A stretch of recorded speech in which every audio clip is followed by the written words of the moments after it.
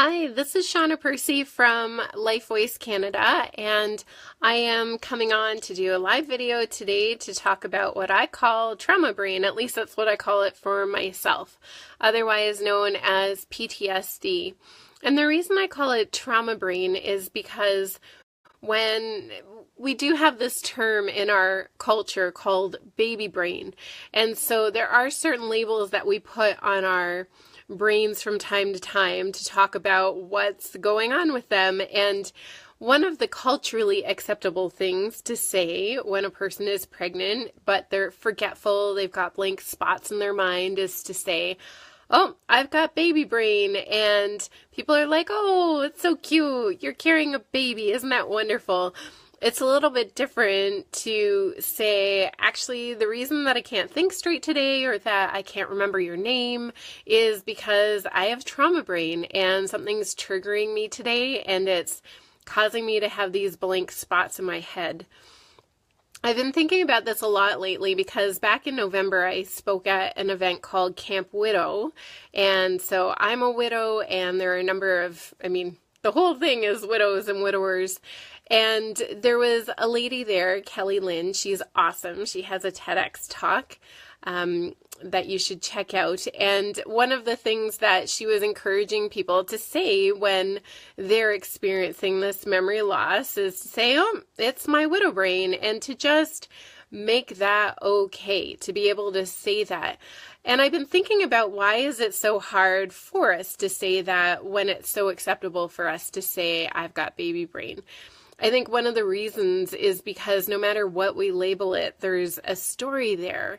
And so by us saying it, we're also making a decision whether or not to open up about certain pieces of our story. Now, I want to be really clear that I recognize that not everyone has a happy-go-lucky baby story. And so when I say that to say I've got baby brain is socially acceptable, that's not the same thing as thinking that a person who's living with baby brain is all in this goo goo gaga phase of like, "Wow, this is a wonderful period in my life," because for them, it might not be. For them, actually, it might also be traumatic. But from a cultural perspective, it's something that we say and that people tend to be okay with. And it's a lot harder for people to talk about their trauma brain. And because the things that are at the root of that story are harder for us to talk about in our society. And so one of the things that I've been thinking about is when I do interventions with other people, I can't put into words how much respect I have for people who are fighting battles in their journey. They really are the everyday heroes to me. And there is a man named Andrew Solomon who has a TED Talk called "How the Worst Moments in Our Lives Make Us Who We Are." And I love there's this one part where he's explaining that if there were no dragons, there would be no heroes, because there would be no dragons to slay. So if you are slaying a dragon, if you are fighting a battle, you are a hero in this story. Thanks, Katie. Good to see you on here. And so I have so much respect when people come to me to do an intervention or open up about their stories, because that's how I see them. I see them as being the hero in their story. They are fighting that battle. And yet I've realized that maybe I don't see myself that way. And I think the reason for that is because when I was first affected by PTSD, when I was first impacted by having trauma brain, I was so debilitated for weeks on end. It would just spin me out of control and I'd feel like the world was falling apart. I couldn't think straight. I couldn't function well. And I really fought it because I really wanted to be high functioning and okay and not to have this issue that I had to live with. But it's been 7 years and I've learned a lot of things over the past 7 years. One of the things that I've learned is that I don't spin out of control for no reason.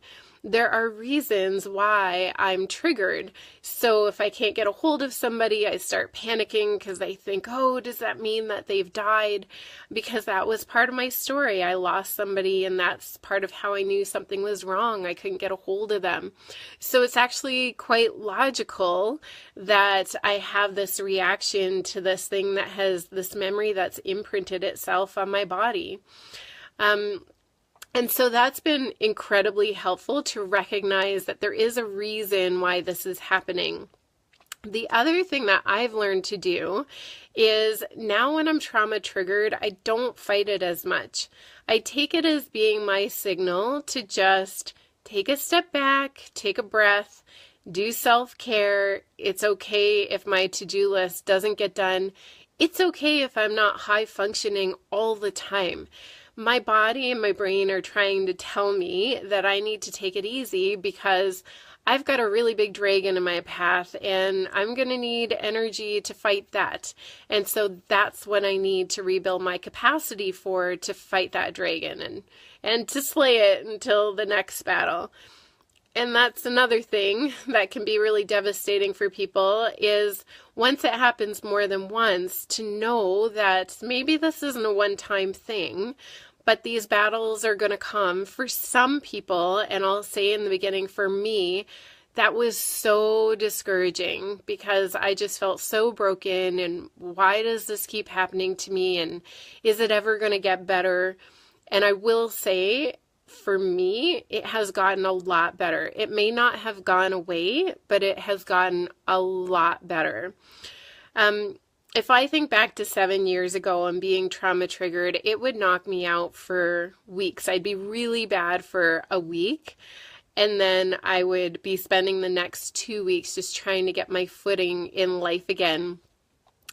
And then as the years went on and as I started to become more self-aware and learn about the roots and find coping strategies for what I was dealing with, then when I would get trauma triggered, it would last a week and then it would last 3 days.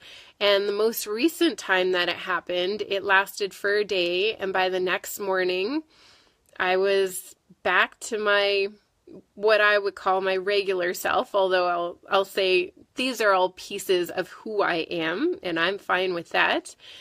And with the very last one, it lasted half a day, and by the afternoon, I could think clearly, and I was getting my grounding again. And so I moved through it a lot faster. And ironically, I think a huge part of that is because I don't fight it anymore.